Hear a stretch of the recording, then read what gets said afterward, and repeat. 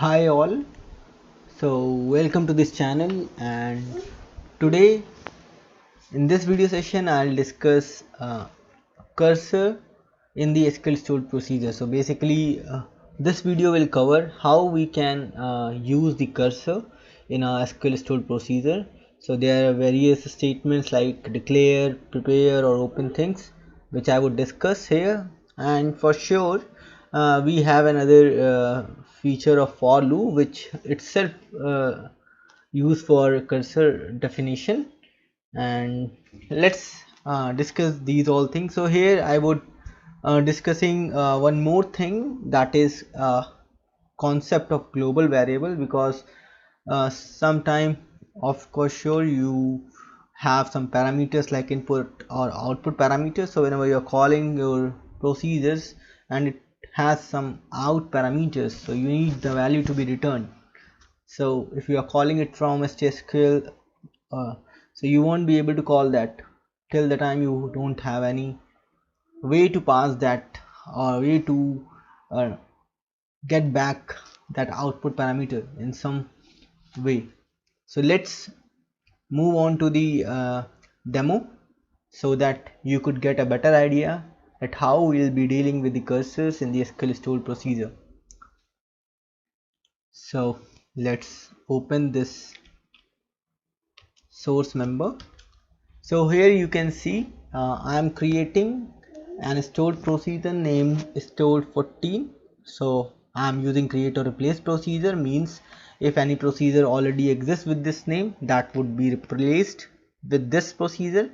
Now this procedure had two parameters, one is input parameter and another one is the output parameter. So we define this with in or out. Now here you can see p underscore var1 is the first input parameter which is decimal line 0, and count we are returning, which is decimal line 0 again. Now the specific name of this stored procedure, SQL procedure, is stored14. So the procedure name or the specific name is same. So once you create this SQL procedure, the name of the name which exists as an object is stored14 as, and that would be an program object. So here we are using the language SQL. So if we want, we should not specify this because this is optional. So if you do not specify any language, by default the language of the stored procedure is SQL. Now here comes the body, begin and then end of the stored procedure. After that you can see I'm declaring some variable and cursor and all those things. So let me clarify all these things, why we have declared them and for what purpose. So declare l underscore id is of decimal line 0, l underscore name of character 10. Since we are going to fetch the data from this table, select star from pf1 underscore d. So we can see we have two fields, id and name of decimal and character 9 and 10. So that's why we are declaring this, so that we could retrieve or fetch the data in these variables whenever we are running the SQL.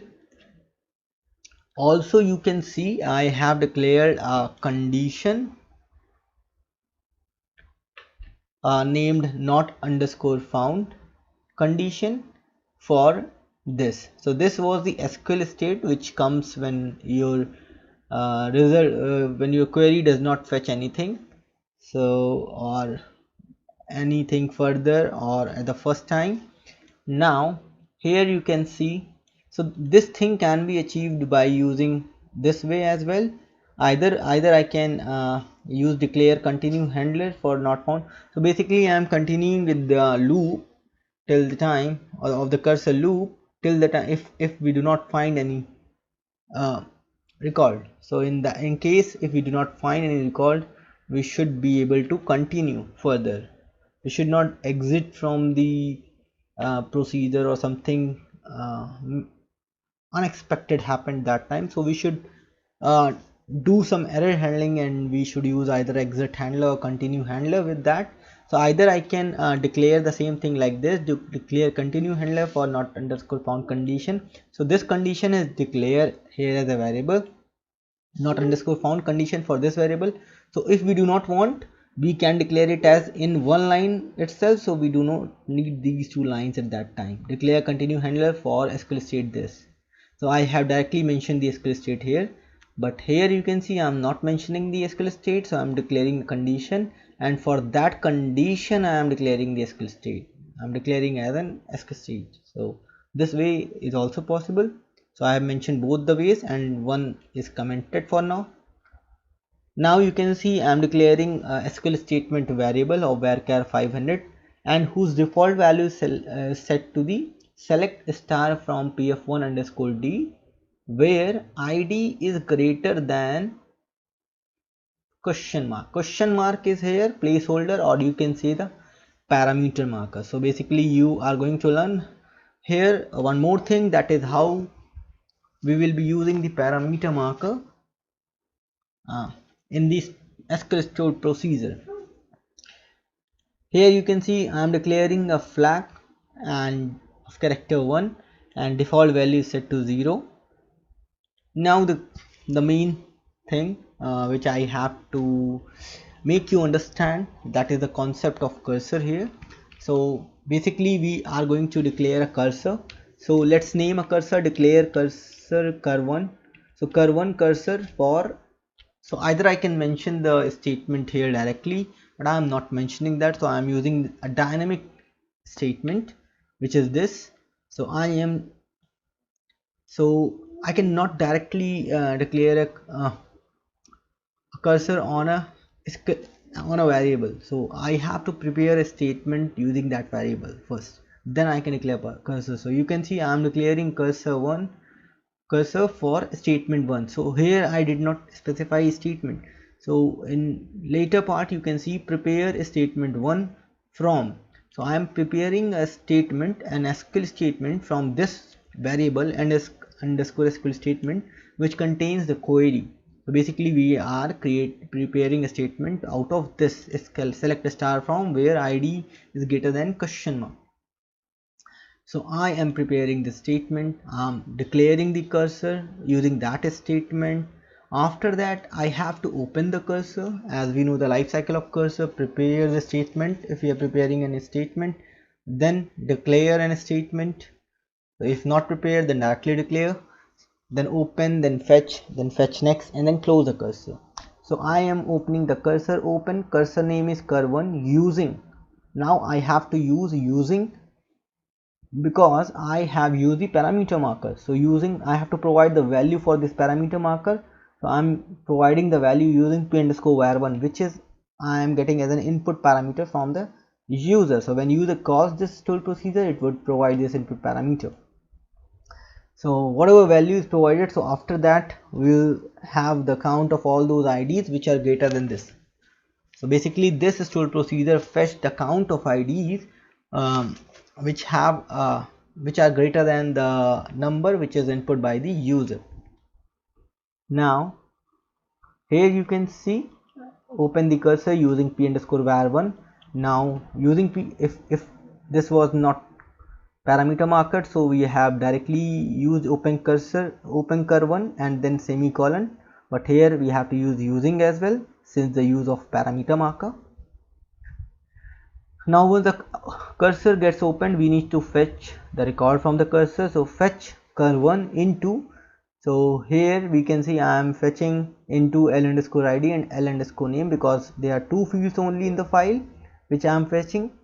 Then once it gets fetched, we need to set the count as 0 for now, and we will be checking while the flag is not equal to 0. We can use the SQL code concept here as well, but I'll create a separate video on that to clarify, to clearly tell you how and when we will be using the SQL code things. You can, if you want, you can use, but I am not using that concept here. So I am just for demo purpose I am using the loop. So as initially you can see flag we are using, whose value is set to 0. So while flag is 0, we will be running this cursor. So you can see flag is 0, do and while. So while loop we are using, so where we need to mention the condition at first. So we need to initialize this flag initially, which we have already done. So flag is 0, so it comes inside, and p underscore count equals to now 0 plus 1, that is 1. Then it again fetch the next record into the same variables, and then it comes here. If flag is 0, then it's 2, 3, 4, 5 and so on, all the IDs greater than that number which user inputted when calling the stored procedure, it find. And once it won't find any further row, means here there are no further rows to be processed. What happened, an SQL code of 100 or SQL state of 02000 occur, means this not found condition occurs at that time. So whenever we are fetching from cursor, once all the records are processed or the last record has been processed, now no further records to be processed. Now after that this condition would occur, that is not found condition, which is declared for the SQL state 02000. So once this SQL condition occur, we can see what we have declared here. Declare continue handler for not found, means we are not exiting from the stored procedure and we are continuing our process. So we have declared the continue handler for this condition, not underscore found. And what we are doing, so once this condition occur, we will set the flag as 1. So now initially the flag is 0. So once all the records are processed, now no further records to be processed, flag value would set to 1 using this statement. So once that is set to 1, again loop comes here, it would check if it is 0, then do and while, else it would come out of loop, and finally it will close the cursor. And this is the end of the loop, end of the SQL stored procedure body. Now let's create an SQL stored procedure. Run SQL stm, that is stored proc easy class 1 stored 14, set this to star none commitment control, and just debug views 2 stars so that we can debug this. Now let's see whether it gets created. 14, it is created with program type object. Let me show you the entry dot sys params first.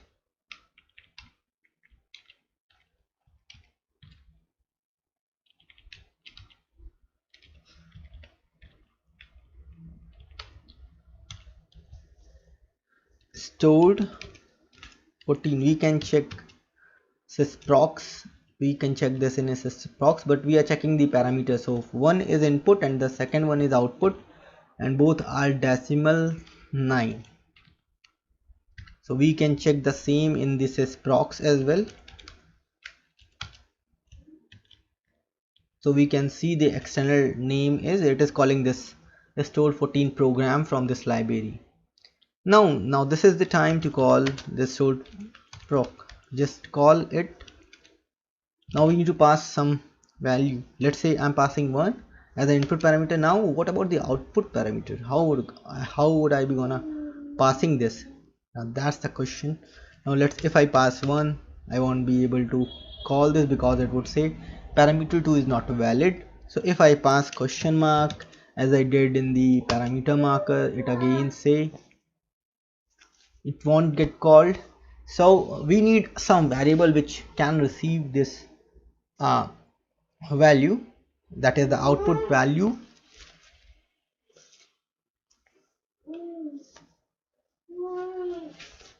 So now you can see this statement. Let me copy this So I have to first drop this variable since I have created this drop variable.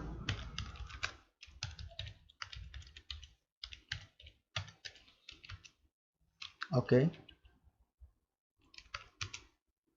that gets dropped.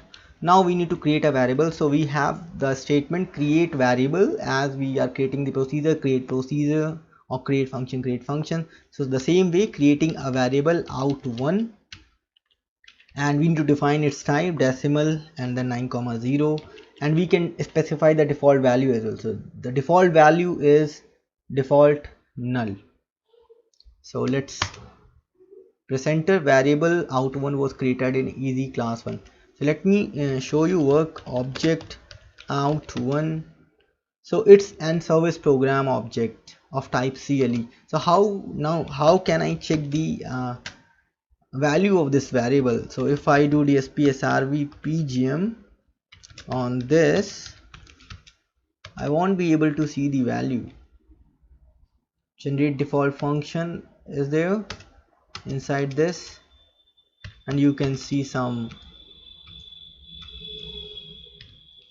data exports were there, out1 and sqlp_i1, which can be exported. Now let's select star from qsys sys IBM dot sys dummy1.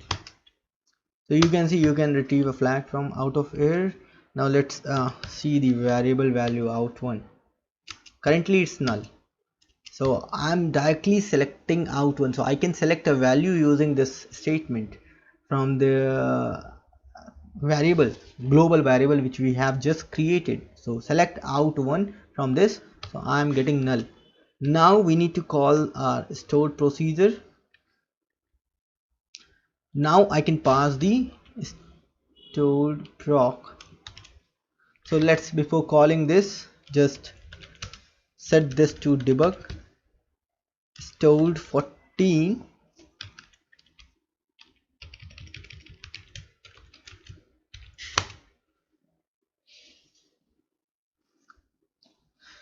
So let's wait till the time we are able to see the source and set the breakpoint. Just set the breakpoint, call. So either I can call it from here. Let's call it from the SQL. Now I need to pass the global variable which will receive the value. So you can see now I'm able to call this. So if you check the value in p_var1, it's 0,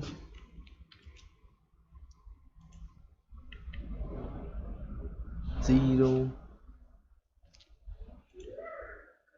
Now it is showing. So it's actually 1 and it's null because we have set the global variable value as null by default when we created that procedure. Now we have set now we pass the variable 1 as 1. Now let's move on, shift F7. So here you can see I have declared this SQL statement which is select star from pf1_d where id is greater than question mark. Let's declare the cursor.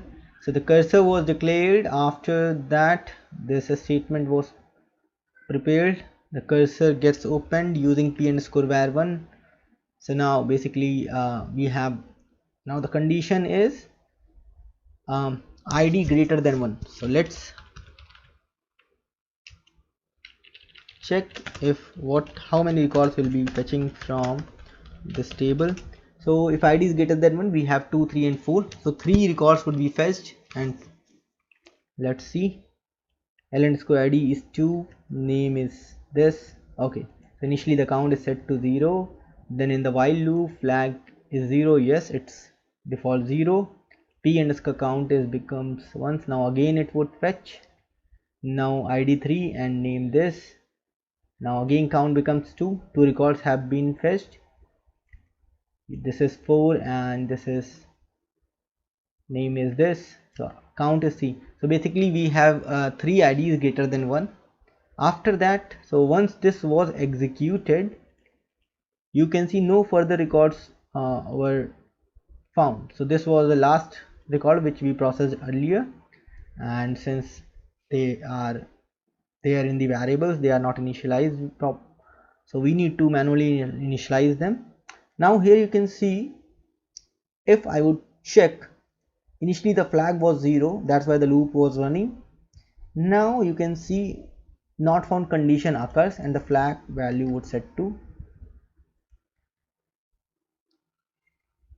okay, let's check here, F11, flag value set to 1. So that's why we have declared this condition continue handler. So in case not found occur, we will continue with the process and we will set this flag to 1 so that flags get checked. So if it's not 0, we will end the loop, end while, and now we'll close the cursor. So the cursor is closed and we are returned from the procedure. Now we have received that in this out1 variable. Now we have to check the value of out1. So select out1 from sys ibm.sysdummy1. Now you can see earlier it was null, now you can see it's 3. Now if I call it again, let's and remove this debug. Now if I call it with 2, now check the value of this. So it's 2. So greater than 2 are 2. If I pass it as 3, check, it's 1. So we are getting the correct result. So if I pass it as 4, so greater than 4 are, I think, none, so it's 0.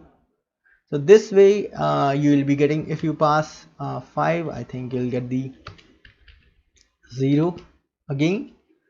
So this way you will get the results. So you can view your result in your global variable which you have created. So how we'll be looking into the value which our global variable receives.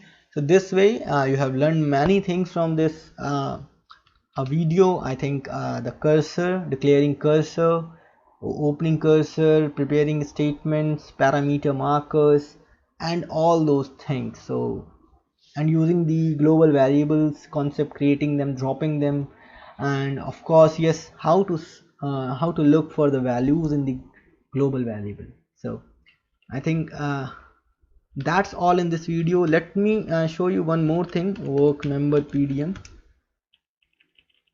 Let me show you one more thing, this one, for loop.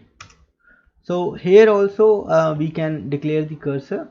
So I have already created a video on the for loop for a statement which I can show you here.